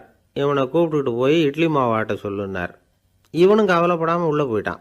அப்போது அழைச்சிட்டு போகிற ஆள் கேட்குறான், ஏன் சார் சாப்பிட்றதுக்கு முன்னாடி காசு இல்லைங்கிறது உங்களுக்கு தெரியாதா அப்படின்னு கேட்குறான். தெரியும், காசு இல்லைங்கிறதும் தெரியும், காசு இல்லாமல் சாப்பிட்டா மாவாட்டணுங்கிறதும் தெரியும் அப்படின்னா அந்த ஆள். அப்படின்னா நீங்கள் உங்கள் வீட்லேயே சாப்பிட்ருக்கலாமே அப்படின்னு கேட்குறான் அவன். அதுக்கு இவர் சொல்கிறாரு, அது எப்படி, அங்கே சாப்பிட்டாலும் நான் இதே வேலையை தானே செய்ய வேண்டியிருக்கும் அப்படின்னாராம். ஒரு ஊரில் ஒரு பெரிய செல்வந்தர் இருந்தார். பணத்துக்கு பஞ்சம் இல்லை. அதனால் இந்த உலகத்தில் முடியாத காரியம் எதுவும் இல்லைன்னு நினச்சார். பணம் இருந்தாலே அந்த நினப்பு தானாக வந்துடும். அதனால் இவரும் அப்படி நினச்சதில் ஒன்றும் தப்பு இல்லை. அந்த ஊருக்கு குருநானக் ஒரு தடவை வந்தார். அவருக்கு இந்த செல்வந்தர் ரொம்ப பிரமாதமாக ஒரு வரவேற்பு கொடுத்தார். ஊர் எல்லையிலேயே எங்கள் வீட்டுக்கு விருந்து சாப்பிட்டுட்டு போகணும்னு கேட்டுக்கிட்டார். அவரும் சரின்னு ஒத்துக்கிட்டார். உடனே தன்னுடைய பங்களாவில் ஒரு பெரிய விருந்துக்கு ஏற்பாடு பண்ணார். குருநானக்கை அழைச்சிட்டு வீட்டுக்கு போனார், உட்கார வச்சார். ஐயா, நான் இந்த ஊர்லேயே ரொம்ப பெரிய வசதி உள்ளவன், என்னால் எல்லாம் முடியும், உங்களுக்காக நான் என்ன செய்யணும்னு சொல்லுங்கள், எதுவாக இருந்தாலும் பரவாயில்ல, எவ்வளவு செலவானாலும் பரவாயில்ல, என்னால் செய்ய முடியும், என்ன செய்யணும்னு சொல்லுங்கள், அது போதும், நான் செய்கிறேன் அப்படின்னு நான் ரொம்ப பணிவா. இதை கேட்டதும் குருநானக் சிந்திச்சார் கொஞ்ச நேரம். அதுக்கப்புறம் தன்னோட சட்டை பைக்குள்ளே கையை விட்டு ஒரு பழைய ஊசி ஒன்று எடுத்தார். அந்த செல்வந்தர்கிட்ட கொடுத்தார். இதை பாருங்கள், இவ்வளவு தூரம் நீங்கள் கேட்கறதுனால சொல்கிறேன், எனக்கு நீங்கள் செய்ய வேண்டிய உதவி இதுதான்னார். ஊசியை கையில் வாங்கிக்கிட்டு இதை என்ன செய்யணும்னு சொல்லுங்க அப்படின்னார் அவர். நீங்கள் செய்ய வேண்டியது என்னென்னா, இந்த ஊசியை பத்திரமா வச்சிருக்கணும். நாம் 2 பேரும் இறந்து போனதுக்கு பின்னாடி இன்னொரு உலகத்தில் நாம் சந்திக்கக்கூடிய வாய்ப்பு இருக்குது. அப்போ இந்த ஊசியை என்கிட்ட கொண்டாந்து கொடுக்கணும். இதுதான் நீங்கள் எனக்காக செய்ய வேண்டிய உதவி அப்படின்னார் குருநானக் லேசாக சிரிச்சுக்கிட்டே. இதை கேட்ட உடனே இந்த பெரியவர் முழிக்க ஆரம்பிச்சிட்டார். அது எப்படிங்க, நான் சாகிறப்ப எப்படி இந்த ஊசியை எடுத்துக்கிட்டு இன்னொரு உலகத்துக்கு வர முடியும்னார். ஊசி மாதிரி ஒரு சின்ன பொருளை கூட இந்த உலகத்தை விட்டு நாம் போகிறப்ப எடுத்துகிட்டு போக முடியாதுங்கிறப்போ உங்களோட செல்வத்தையெல்லாம் எப்படி அங்கே எடுத்துகிட்டு வர போகிறீங்க அப்படின்னு கேட்டார் குருநானக். அதுக்கப்புறம் தான் அந்த பெரியவர் யோசிக்க ஆரம்பித்தாராம். குருநானக் சொல்கிறார், இதை பாருங்கள், நாம் செய்கிற நல்லது கெட்டது தான் கடைசி வரைக்கும் நம்ம கூட இருக்கும். அடுத்தவங்க நல்லா இருக்கணுங்கிறதுக்காக பொருளை செலவு செய்யணும், அப்படி செய்யலைன்னா எந்த பிரயோஜனமும் இல்லை அப்படின்னார். அதுக்கப்புறம் தான் அந்த செல்வந்தரின் அறிவு கண் திறந்து தான். உடனே குருநானக்கை வணங்கினார். ஐயா, என்கிட்ட இருந்த ஆணவம் போயிட்டுது, இனிமேல் என்கிட்ட இருக்கிற செல்வத்தை நல்ல வழியில் செலவழிப்பேன் அப்படின்னாராம். நம்மக்கிட்ட இருக்கிற பணம் எப்பவும் நம்ம கூடவே வந்துக்கிட்டு இருக்காதுங்கிறதுக்கு இது ஒரு உதாரணம். அதுக்காக நாம் பணம் சேர்க்கறத பற்றி கவலைப்பட வேண்டியதில்லை, பேசாமல் படுத்து தூங்கிக்கிட்டு இருந்தால் போதும் அப்படின்னு இதுக்கு அர்த்தம் பண்ணிக்கப்படாது. முறையான வழியில் பணம் சேர்க்கணும், அதை முறையான வழியில் செலவு பண்ணணும். அதனால் ஏற்படக்கூடிய மன நிறைவு இருக்குது பாருங்கள், அது அனுபவித்தவங்களுக்கு தான் தெரியும். சொர்க்கத்துக்கு போகிறவங்க இங்கேருந்து பணத்தை எடுத்துகிட்டு போக முடியாது, ஆனால் நம்ம செல்வத்தை இங்கே மற்றவங்களுக்கு பயன்பட செய்து அதனால் ஏற்படுற புண்ணியம் இருக்குது பாருங்கள், அதை எடுத்துகிட்டு போக முடியுமா. இதுதான் ஆன்மீகவாதிகள்லாம் சொல்கிற கருத்து. ஜான் நியூட்டன் ஒருத்தர், அவர் சொன்னார், நான் எப்போவாவது சொர்க்கத்துக்கு போய் சேர்ந்தேன்னா அங்கே 3 அதிசயங்களை பார்ப்பேன்னார். என்னன்னு கேட்டாங்க. நான் யார் யார் இருக்க மாட்டாங்கன்னு நினச்சிக்கிட்டு இருந்தானோ அவங்களில் சில பேர் அங்கே இருப்பாங்க, அது ஒரு பெரிய அதிசயம்னார். சரி, அடுத்தது என்ன? ரெண்டாவது அதிசயம் என்னென்னா, அங்கே இருப்பாங்கன்னு நான் எதிர்பார்த்த சில பேர் அங்கே இருக்க மாட்டாங்க அப்படின்னார். சரி, மூணாவது பெரிய ஆச்சரியம் என்ன அப்படின்னா, நான் அங்கே இருக்க பாருங்க, அதுதான் அந்த மூணாவது அதிசயம் அப்படின்னாராம். இன்பம் துன்பம் இது ரெண்டும் சேர்ந்தது தான் வாழ்க்கை. இது எல்லாரும் சொல்லிகிட்டு இருக்கிற ஒரு உண்மை. அது சரி, இது ரெண்டும் வர்றதுக்கு என்ன காரணம்? துறவி ஒருத்தர் யோசித்து பார்த்துருக்கார். இன்ப துன்பம் தோன்றுவதற்கு முக்கியமாக 6 காரணங்கள் உண்டு அப்படிங்கிறார் அவர். அது என்னங்கிறத நாமளும் தெரிஞ்சு வச்சுக்குவோமே. இப்போ முதல் காரணம் சுயநலம். ஒரு தாயார் தன்னுடைய சுயநலம் கருதி தன்னுடைய மகன் இன்பமாக இருக்கணும்னு ஆசைப்படுறாங்க. மகனும் அப்படியே ஆசைப்படுறான். அதனால் தாயாரின் இன்ப துன்பங்களை பார்த்துட்டு மகனும் இன்ப துன்பம் அடையிறான். அந்த அம்மாவுக்கும் அதே நிலைமை தான். ரெண்டாவது காரணம் உறவு. நான் துறவியான பிறகு கூட உறவுங்கிற காரணத்தினால தான் தாயாருடைய சுக துக்கங்களை கண்டு நானும் சுக துக்கம் அடைகிறேன். என் தாயாருடைய நிலைமையும் இதுதான் அப்படிங்கிறார் ஒரு துறவி. மூணாவது காரணம் என்னென்னா அறிமுகம். எனக்கு அறிமுகமான ஒருத்தரை ரயில் நிலையத்தில் சந்திக்கிறேன். அவர் தன்னுடைய பணப்பையை எங்கேயோ தொலைச்சி விட்டு வருத்தப்பட்டுக்கிட்டு இருக்கிறார். நானும் வருத்தப்படுறேன். அந்த சமயத்தில் யாரோ ஒருத்தர் இதுதானே அவங்க பணப்பை அப்படின்னு சொல்லி கொண்டாந்து நீட்டுறார். பணப்பையை தொலைச்சவர் சந்தோஷப்படுறார், நானும் சந்தோஷப்படுறேன். இது அந்த துறவி சொல்கிற அனுபவம். நாலாவது காரணம் என்னென்னா கருணை. எனக்கு முன்னே தெரியாத ஒருத்தனை யாரோ ஒருத்தன் அடித்து காயப்படுத்தி போடுறான். கருணை காரணமாக நான் அதுக்காக துக்கப்படுறேன். அஞ்சாவது காரணம் எதையும் நம்புறது. ஒரு பசுமாட்டை ஒரு முரணை அடிச்சுக்கிட்டு இருக்கிறான் அப்படின்னு ஒருத்தர் நம்மகிட்ட சொல்கிறாருன்னு வைங்க, உடனே நான் துக்கப்படுறேன்.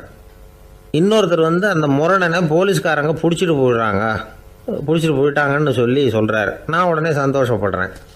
மூணாவதாக ஒருத்தர் முதல் 2 பேரும் சொன்னது பொய்யுங்கிறார். அப்போ நான் இன்ப துன்பம் ரெண்டுமே இல்லாமல் நிம்மதியாக இருக்கிறேன். இது ஒரு விதம். அடுத்தது 6வது காரணம் என்னென்னா தன்மயமாகுதல். ஒரு நாவல் படிச்சுக்கிட்டு இருக்கிறோம், அதில் வர்ற பாத்திரங்களோட நாம் ஒன்றி போயிடுறோம். அதில் வர்ற பாத்திரங்கள் சிரிச்சுதுன்னா நாமளும் சிரிக்கிறோம், அது அழுதுன்னா நாமளும் அழறோம். அதெல்லாம் அந்த துறவி சொல்கிற அனுபவ உண்மைகள். இன்ப துன்பம் இது ரெண்டும் தோன்றுவதற்கு சுயநலம், உறவு, அறிமுகம், கருணை, எதையும் நம்புறது, தன்மயமாகிறது, இது எல்லாம் தான் முக்கிய காரணம் அப்படின்னு அவர் சொல்கிறார். ஆகக்கூடி ஒட்டு மொத்தமாக யோசனை பண்ணி பார்த்தா பிற பொருள்கள் மீது பற்றுதல் காரணமாக தான் நாம் இன்ப துன்பம் அடையிறோம் அப்படிங்கிறத புரிஞ்சிக்க முடியுது. மனுஷன் இன்ப துன்பம் அடையிறதுக்கு 7வது காரணம் கூட ஒன்று உண்டு அப்படின்னு சொல்லிகிட்டே வந்தார் ஒருத்தர். அது என்ன அப்படின்னு கேட்டோம். அதுதான் சார் இந்த நீங்கள் சொல்லிட்டு வர்ற இன்று ஒரு தகவல்னார். எப்படி சொல்கிறீங்கன்னு கேட்டோம். இன்று ஒரு தகவல் கேட்க ஆரம்பிக்கிறப்போ மனசில் இன்பம், ஆரம்பித்த உடனே இது ஏற்கனவே கேட்ட சமாச்சாரமாச்சே அப்படின்னு நினைக்கிறப்போ துன்பம் அப்படின்னு அதுக்கு ஒரு விளக்கம் கொடுத்தார் அவர். வயிறு பசிக்குதேங்கிறது சிலரோட கவலை, வயிறு பசிக்க மாட்டேங்குதே அப்படிங்கிறது சில பேரோட கவலை. 2 விதமான கவலைக்கும் வயிறு தான் காரணமாக இருக்குது. வயிறு பசிச்சதுன்னா அது இயற்கை, வயிறு பசிக்கலைன்னா அது வியாதி. ஆனால் பசியையும் நாம் பசிப்பிணி அப்படின்னு தான் சொல்லுவோம். என்ன காரணம்? வியாதியை போக்க வேண்டியது எவ்வளவு முக்கியமோ அதை விட முக்கியம் பசியை போக்க வேண்டியது. ஒரு சமுதாயத்தில் பசிப்புணியே இருக்கக்கூடாது, அதுதான் நல்ல சமுதாயம். பசியை போக்கணும்னா சாப்பாடு போடணும், பசியின்மையை போக்கணும்னா வைத்தியம்தான் பண்ணணும். இது சம்பந்தமாக எவ்வளவோ ஆராய்ச்சிகள் நடக்குது, நிறைய மருந்து கண்டுபிடிச்சிருக்கிறாங்க. நம்ம உடம்பில் பசியை தூண்டக்கூடிய பகுதி எது, இதை முதல்ல தெரிஞ்சுக்கணும் இல்லையா? நாம் சாப்பிட்ற ஆகாரம் செரிக்கிறதுக்கு எது காரணம் தெரியுமா? நம்ம மூளையோட பின்பகுதி தான் அதுக்கு காரணமாக இருக்குதாம். மூளையின் பின்பகுதியில் நரம்பு செல்களால் ஆன 2 வகையான ஆரக்சின்கள் தான் பசியை உண்டாக்குது அப்படின்னு கண்டுபிடிச்சிருக்கிறாங்க. 2 ஆய்வாளர்கள் இதை கண்டுபிடிச்சிருக்காங்க. அவங்க 2 பேரும் டெக்சாஸ் பல்கலைக்கழகத்தில் ஹார்வர்டு ஹக்ஸ் மருத்துவ கல்வி நிலையத்தில் பணிபுரிகிறவங்களாம். உண்பது தேவைங்கிறது உணரப்படும் போது மூளையின் அந்த குறிப்பிட்ட பகுதி ஆரக்சின் அப்படிங்கிற ஹார்மோன்களை சுரக்கும். அது பசி உணர்வை தூண்டும் அப்படிங்கிறது தான் அந்த ஆய்வாளர்களின் கண்டுபிடிப்பு. இந்த ஆரக்சின் வேறு சில உயிரினங்கள்லேயும் உண்டு. இப்போ எலிகளில் கூட இது இருக்குது. அதனால் எலிகளை வச்சு இது சம்மந்தமாக ஆராய்ச்சி பண்ணாங்க. எலிகள் உடம்பில் ஆரக்சினை செலுத்தி பார்த்தாங்க. உடனே என்னாச்சு தெரியுமா? அந்த எலியெல்லாம் பசியால் துடிக்க ஆரம்பிச்சுட்டுது. எதையாவது தின்னு பசியை தீர்த்தா போதுங்கிற அளவுக்கு அந்த எலிகள்லாம் அல்லாட ஆரம்பிச்சுட்டுது. இயல்பாக சாதாரணமாக அந்த எலிகள் எவ்வளவு சாப்பிடுமோ அது மாதிரி 8 முதல் 10 மடங்கு அதிகமான ஆகாரத்தை 1 மணி நேரத்துக்குள்ளே சாப்பிட்டு தீர்த்துட்டு தான். சில எலிகளின் மூளையில் இந்த ஆரக்சின் அளவை கட்டுப்படுத்தி பார்த்துருக்குறாங்க. உடனே என்னாச்சு தெரியுமா, அதெல்லாம் சாப்பாட்டை கண்டா முகத்தை திருப்பிட்டு போக ஆரம்பிச்சுட்டு தான். அந்த எலிகளுக்கு பசி எடுக்கலையாம். இந்த ஆராய்ச்சியின் அடிப்படையில் பசியை எடுக்காமல் இருக்கிற மனிதர்களுக்கும் பசியை தூண்ட முடியும் அப்படின்னு சொல்லி ஆராய்ச்சியாளர்கள் தெரிவிச்சிருக்கிறாங்க. ஆக ஆரக்சின் தான் பசிக்கு காரணம்ங்கிறது தெரிஞ்சு போச்சு. சரி, இந்த ஆரக்சின் அப்படின்னா என்ன? அது ஒரு கிரேக்க சொல். அதுக்கு பசின்னு அர்த்தம். நம்ம ஆளுங்களுக்கெல்லாம் பசியை தூண்டுறதுக்கு மருந்து தேவையில்லை, பசியை குறைக்கிறதுக்கு தான் மருந்து தேவை. ஒரு அம்மா டாக்டரை தேடி வந்தாங்களாம். டாக்டர், எங்கள் வீட்டுக்காரருக்கு திடீர்னு அகோர பசி, நிறைய சமைச்சு போடுறேன், அவ்வளவையும் சாப்பிட்டுட்டு கீழே கிடக்கிற குப்பை கூலங்களையும் எடுத்து சாப்பிட ஆரம்பிச்சுட்றார், என்னன்னு கவனித்து பாருங்கள் அப்படின்னாங்களாம். எவ்வளோ நாளாக அப்படி இருக்குதுன்னு கேட்டிருக்காரு டாக்டர். 1 வாரமாக அப்படி இருக்குதுன்னாங்களாம். இவ்வளவு நாளாக ஏன் சும்மா இருந்தீங்க, ஆரம்பத்திலே இங்கே அழைச்சிட்டு வர வேண்டியது தானே அப்படின்னாரான் டாக்டர். அது ஒன்றும் இல்லை டாக்டர், வீடு பூரா சுத்தமாகட்டுமேன்னு பார்த்துக்கிட்டு இருந்தேன் அப்படின்னாங்களாம் அந்த அம்மா. ஒரு மாணவனை பார்த்தேன். என்ன தம்பி படிப்புலாம் எப்படி இருக்குது அப்படின்னு விசாரித்தேன். அவன் ரொம்ப அழுத்துக்கிட்டான். நான் நல்லா தான் சார் படிக்கிறேன், இருந்தாலும் புத்தியில் சரியாக ஏற மாட்டேங்குது சார் அப்படின்னா. சரி, இவனும் நம்ம ரகம்தான் அப்படின்னு சொல்லி முடிவு பண்ணிக்கிட்டோம். கல்வி கற்கக்கூடிய ஒரு மாணவன் சம்பந்தப்படுற புத்திகள் பல வகை. அதை பற்றி ஒரு பெரியவர் விளக்கி இருக்கிறார். மிருத்து புத்தின்னு ஒன்று இருக்குதான். மிருத்துன்னா மண்ணால் செவுறு கட்டுறோம்ல, மண் சுவரில் ஆணி அடிக்கிறதும் சுலபம், அதை பிடுங்கி எடுக்கிறதும் சுலபம். அது மாதிரி சில பேர் குரு சொல்லி கொடுக்குறத சுலபமாக கேட்டு தெரிஞ்சு வச்சுக்குவாங்க, கொஞ்ச நேரத்தில் சுலபமாக மறந்தும் போயிடுவாங்க. இது மிருத்து புத்தின்னு பேர், மண் புத்தி. தாரு புத்தின்னு ஒன்று உண்டான். தாருன்னா மரம். அதில் பச்சை மரத்தில் ஆணி அடிக்கிறது சுலபம், ஆனால் அதை எடுக்கிறது கஷ்டம். அது மாதிரி ஆசிரியர்கிட்டேருந்து கேட்டதை கவனமாக மனசில் பதிய வச்சுக்கிட்டு அதை மறக்காமல் இருக்கிறது தாரு புத்தி. பட்டை மரமாக இருந்தால் அதில் ஆணி அடிக்கிறதும் கஷ்டம், அடிக்கிற ஆணியும் சீக்கிரம் நழுவிடும். அது மாதிரி கேட்குற விஷயம் மனசில் பதியறதும் கஷ்டம், அப்படியே பதிஞ்சாலும் அது நீடிச்சு இருக்கிறதும் கஷ்டம், கொஞ்ச காலத்தில் மறந்துடும். இன்னொரு வகை புத்தி ஒன்று உண்டு, அதுக்கு பேர் சிலா புத்தின்னு பேர். சிலான்னா கல். ஒரு கருங்கல்லில் 4 துளையை போட்டு ஒரு துளையில் உளிய வச்சு அடித்தா மற்ற துளை வழியாகவும் பிளந்து கல் 2ஆயிடும். அது மாதிரி சந்தியான இடங்களில் குறிப்பாக ஒரு பொருளை சொன்னால் அதை வச்சுக்கிட்டு மற்றதையும் தெரிஞ்சுக்கிறது, அது சிலா புத்தின்னு பேர். வேணு புத்தின்னா என்ன தெரியுமா? வேணுன்னா மூங்கில் கணுவில் ஒரு பக்கம் உளிய வச்சு அடித்தா 2 பக்கமும் பிளந்துடும். அது மாதிரி ஒரு செய்தியை கேட்டுக்கிட்டு இருக்கிறப்பவே அதோட முன்பின் தொடர்களையும் தெரிஞ்சுக்கணும், அது வேணு புத்தி. தைல புத்தின்னு ஒன்று உண்டு. தைலம்ங்கிறது எண்ணெய். தண்ணியில் ஒரு துளி எண்ணெயை விட்டால் அது தண்ணி பூரா பரவி போடுதில்ல, அது இப்படி பரவுறது மாதிரி ஆசிரியர் சுருக்கமாக ஒரு கருத்தை சொன்னால் அதை வச்சுக்கிட்டு பூரா விஷயங்களையும் தெரிஞ்சுக்கணும், அது தைல புத்தி. கற்பூர புத்தின்னு ஒன்று கேள்விப்பட்டிருக்கோம். அது எப்படின்னா, கற்பூரம் தீ பட்ட உடனே பிடிச்சிக்கும். ஆசிரியர் சொன்ன உடனே நுண்ணறிவோட பாடங்களை புரிஞ்சுக்கிறது இந்த வகை புத்தி. கரி புத்தின்னு ஒன்று. அது எப்படின்னா, கரியில் நெருப்பை வச்சு விசிறிய பிறகு அதுக்கப்புறம் அது கறி நெருப்பாகும். அது மாதிரி காலம்பரை சாயந்தர வேலைகளில் ஆசிரியர் பாடம் சொல்லி கொடுப்பார், அதை கொண்டு புரிஞ்சுக்கிறது இந்த வகை. கதலித்தண்டு புத்தின்னு ஒன்று சொல்லுவாங்க. கதலிங்கிறது வாழை மரம். வாழைத்தண்டில் தீ வைக்கிறது எவ்வளவு சிரமமோ அவ்வளவு சிரமத்தோடு கல்வி கற்கிறது கதலித்தண்டு புத்தி. இதை தவிர இன்னும் சில வகையான மாணவர்களை கூட அடையாளம் காட்டுறாங்க. ஆசிரியர் சொன்னதில் நல்லதை மட்டும் எடுத்துக்கிறவன் அன்னம். ஆசிரியர் கிடைச்ச இடத்துல பாடத்தை கேட்டுக்கிட்டு பிறகு தனியாக உட்காந்து சிந்திக்கிறவன் பசுமாடு அப்படி தானே, புல் கண்ட இடத்துல மேயும், அதுக்கப்புறம் நிதானமாக அசை போட்டுக்கும். ஆசிரியர் சொன்னதை தவிர வேறு எதையும் சொல்ல முடியாதவன் கிளி. பல இடங்களில் பாடங்கள் கேட்டு கடைசியில் ஒன்றும் புரியாமல் போகிறவன் ஆடு ஒரு செடியில் வயிறார மேயாது, ஒரே செடியில் இக்கரைக்கு அக்கறை பச்சைன்னா அங்கேயும் இங்கேயும் அலைஞ்சிக்கிட்டே இருக்கும். சில பேருக்கு எருமைன்னு பேர். எருமை எப்படின்னா குளத்து நீரை கலக்கி தான் குடிக்கும். அது மாதிரி ஆசிரியர் மனசை நோக செய்து பயில்கிற மாணவர்கள்லாம் இந்த ரகம். இவ்வளவுலாம் இருந்தாலும் இந்த காலத்து மாணவர்கள்லாம் ஒரு தனி ரகம். ஒரு ஆசிரியர் வகுப்பில் பாடம் நடத்திக்கிட்டு இருந்தார். இலக்கண வகுப்பு. இறந்த காலம், நிகழ்காலம், எதிர்காலம், past tense, present tense, future tense, இதை பற்றிலாம் பாடம் நடத்துகிறார். எல்லாம் சொல்லி கொடுத்துட்டு இப்போ நான் ஒரு வாக்கியம் சொல்லுவேன், அது என்ன காலம் அப்படிங்கிறத நீங்கள் சொல்லணும்னார் ஆசிரியர். சரின்னாங்க மாணவர்கள்லாம். நான் நாளைக்கும் பாடம் நடத்தப் போகிறேன், இது என்ன காலம் அப்படின்னு கேட்டார் ஆசிரியர். அதாவது நான் நாளைக்கும் பாடம் நடத்தப் போகிறேன், இந்த வாக்கியம் என்ன காலம்னு கேட்டார்.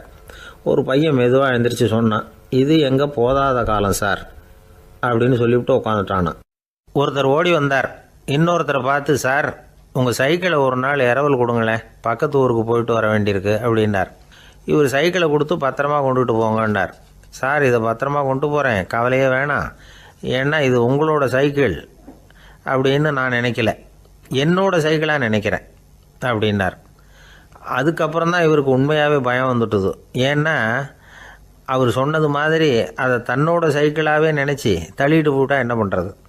எது எதை நம்முடையதாக நினைக்கணுங்கிறதுக்கு ஒரு வரையறை இருக்குது. சில பேர் ஆஃபீஸையே வீடாக நினச்சி விடுறது உண்டு. அப்படிப்பட்டவங்க கூட வீட்டை ஆஃபீஸாக நினைக்கிறதில்ல. ஏன்னா வீட்டில் இவர் ஆஃபீஸராக நடந்துக்க முடியறதில்ல. இதெல்லாம் ஒரு பக்கம் இருக்கட்டும், இப்போ விஷயத்துக்கு வருவோம். பொறியியல் மேதை டாக்டர் விஸ்வேஸ்வரய்யா இருந்தார் இல்லையா, பாரத ரத்னா விருதெல்லாம் கொடுத்தாங்களே.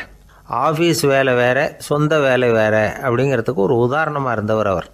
மைசூர் மகாராஜா கிட்ட திவானாக இருந்தார். அவர் ஒரு நாள் அரசாங்க வேலை காரணமாக வெளியூர் போயிருந்தார். ஹாசன்கிற ஊருக்கு பக்கத்தில் ஒரு பயண மாளிகை, அங்கே தங்கிவிட்டார். ராத்திரி அங்கே தங்கி இருந்துட்டு விடிஞ்சதும் ஊருக்கு திரும்புறதாக திட்டம். ராத்திரி தூங்கிறதுக்கு ரொம்ப நேரம் ஆகிட்டுது. ரொம்ப நேரம் வரைக்கும் அரசாங்க சம்பந்தப்பட்ட வேலைகளையே பார்த்துக்கிட்டு இருக்கிறார். அரசாங்க ஃபைல்கள் நிறைய இருந்தது. அதையெல்லாம் ஒவ்வொன்றா எடுத்தார், படித்து பார்த்தார், பரிசீலனை பண்ணார். அதில் எழுத வேண்டியதை எழுதினார், கையெழுத்து போட்டார். ஒரு வழியாக அந்த வேலையெல்லாம் முடிஞ்சுது. அதுக்கப்புறம் என்ன பண்ணார்னா, தன்னுடைய சூட்கேஸை திறந்தார். அதிலேருந்து 2 மெழுகுவத்தியை எடுத்து கொளுத்தி வச்சார். அந்த பயண மாளிகையில் அது வரைக்கும் எரிஞ்சிக்கிட்டு இருந்த மின்சார விளக்குகளை அணைச்சிட்டார். அதுக்கு பிறகு அந்த மெழுகுவத்தி வெளிச்சத்தில் சில புத்தகங்களை தொடர்ந்து படிக்க ஆரம்பிச்சிட்டார். அந்த பயண மாளிகையில் பணியாளராக இருந்தவர் இதை பார்த்துட்டு ஓடி வந்தார். மறுபடியும் மின் விளக்கு போடுறதுக்காக போனார். விஸ்வேஸ்வரய்யா அதை பார்த்துட்டு போட வேணாம்ட்டாராம். இது வரைக்கும் நான் அரசாங்க அலுவல்களை கவனிச்சிக்கிட்டு இருந்தேன், அதனால் மின் விளக்குகள் அப்போ எரிஞ்சதில் தப்பு இல்லை. இப்போ நான் புத்தகம் படிச்சுக்கிட்டு இருக்கேன், இது என்னுடைய சொந்த வேலை, இங்கே இருக்கிற மின் விளக்கு அதுக்காக ஏன் எரியணும் அப்படின்னு கேட்டாராம்.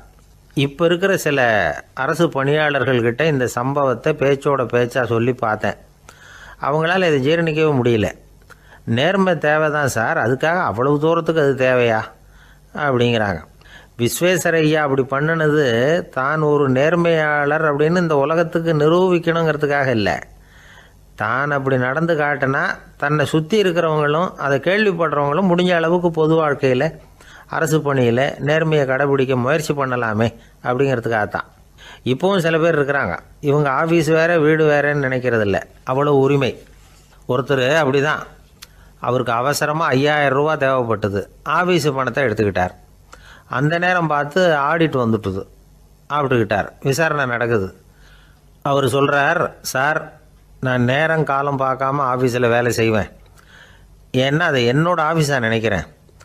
அவசரத்துக்கு அந்த பணத்தை எடுத்தேன், மறுபடியும் வச்சுடலாம்னு தான் இருந்தேன், அதுக்குள்ளே இப்படி ஆகிட்டுது.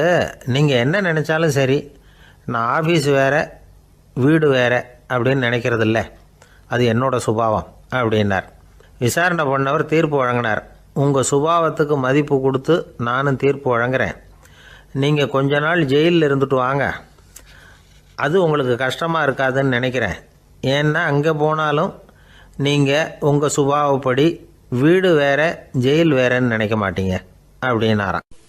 ஒரு நாள் ஒரு நண்பரை சந்தித்தேன். உங்கள் வீடு எதுன்னு உங்களுக்கு தெரியுமா சார்ன்னு. அவர் என்னை ஒரு மாதிரியாக பார்த்தார். அப்புறம் சொன்னார், தெரியும் அப்படின்னாரு. சரி, உங்கள் தொலைபேசி எண் உங்களுக்கு தெரியுமான்னு. அதுவும் தெரியும்னார். உங்கள் மனைவி மக்கள் யார் யாருன்னு உங்களுக்கு தெரியுமான்னு கேட்டேன். என்ன ஒரு மாதிரியாக பார்த்தார். அப்புறம் சொன்னார், அதுவும் தெரியும் சார் அப்படின்னார். சரி, நீங்கள் யாருன்னு உங்களுக்கு தெரியுமான்னு கேட்டேன். இப்போ தான் அவர் முழிக்க ஆரம்பித்தார். அவர் மட்டும் அப்படி இல்லை, நாம் எல்லாருமே அப்படி தான். எதிரில் நிற்கிறது யாருங்கிறது தெரியும், நாம் யாருன்னு நமக்கு தெரியாது. உண்மையிலேயே நாம் யார்? இந்த கேள்விக்கான பதிலை தான் வாழ்க்கை பூரா நாம் தேடிட்டு இருக்கிறோம். புத்தர் என்ன சொல்கிறாரு தெரியுமா? நீங்கள் கடவுளை பற்றி கவலைப்பட தேவையில்லை, உங்களை பற்றின கவலை உங்களுக்கு இருந்தால் போதும் அப்படிங்கிறார்.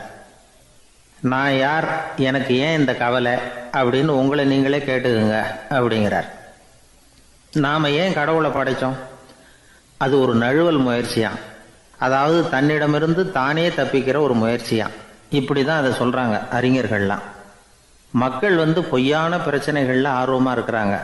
அதுக்கு தீர்வு காணவும் முயற்சி பண்ணுறாங்க. கடவுளை பற்றி விவாதிக்க எல்லாருக்கும் விருப்பம். தன்னுடைய சுயம் பற்றிய பிரஜையே இருக்கிறதில்ல. ஆகக்கூடிய விஷயம் என்னென்னா, கடவுள் சமாளிப்புக்கு பயன்படுத்தப்படுகிறார். மனவியல் என்ன சொல்லுது தெரியுமா? கடவுள், சொர்க்கம், மறுபிறவி இதை பற்றிலாம் பேச ஆரம்பிக்கிறவங்க யார் தெரியுமா? போருக்கு போகிறவன், துன்பத்தில் சிக்கி கஷ்டப்படுறவன், நோய் படுக்கையில் விழுந்தவன், இவங்க தான். நாம் அனுபவத்திலே பார்க்குறோமே இதையெல்லாம். கடவுளை துணைக்கு கூப்பிடுறவங்க யாருன்னு கவனித்து பாருங்கள். பரீட்சை எழுத போகிறவன், வேலை தேடி அலையிறவன், பண நெருக்கடியில் இருக்கிறவன், விபத்தில் சிக்கிக்கிட்டவன், இவங்கெல்லாம் தான். தேர்வில் வெற்றி பெற்றதும் அவரை துணைக்கு கூப்பிடுறதில்ல, வேலை கிடைச்சதும் அவர் துணை தேவைப்படுறதில்ல. ஏன் இப்படி? கொஞ்சம் யோசனை பண்ணி பாருங்கள். துன்பம் வருகிற போது அந்த துன்பத்தை தவிர்க்க வேண்டிய நிலையில் அதிலிருந்து நழுவி போகிறதுக்காக பிரார்த்தனை தேவைப்படுது. எல்லாம் நல்லபடியாக நடக்கிறப்போ பிரார்த்தனை செய்யறதில்ல. புத்தருடைய வழி என்ன தெரியுமா? அந்த வழியில் கடவுளும் கிடையாது, பிரார்த்தனையும் கிடையாது. புத்தர் செய்தது இதைத்தான். அதாவது கடவுள்கிட்ட இருந்து மனிதனையும், மனிதன்கிட்ட இருந்து கடவுளையும் அவர் விடுவித்தார். புத்த மதம் என்ன சொல்லுது தெரியுமா? கடவுள் பிரச்சனை அல்ல, மனிதன்தான் உண்மையான பிரச்சனை அப்படின்னு சொல்லுது. உங்களை நீங்கள் நல்லா தெரிஞ்சுக்கிட்டா போதும், நீங்களே கடவுள் ஆயிடுவீங்க அப்படிங்கிறது தான் புத்த மதம். அதனால் நமக்கு தேவை உள்முக பயணம். நான் யார் அப்படிங்கிற கேள்வியோட உள்ளே போகணும். அங்கே போனால் தான் தெரியும் நான் அப்படின்னு அங்கே யாருமே இல்லைங்கிறது. இதெல்லாம் புத்தர் சொல்லுகிற ஒரு தத்துவம். தத்துவம்னு சொன்னாவே நமக்கெல்லாம் அதை புரிஞ்சுக்கிறது கஷ்டம்தான். நம்ம பொறுத்த வரைக்கும் தத்துவங்கிறதுல 2 வகை உண்டு. ஒன்று தத்துவம், இன்னொன்று மகா தத்துவம். தத்துவம்னா என்ன தெரியுமா? கேட்குறவங்களுக்கு புரியக்கூடாது, அதுதான் தத்துவம்.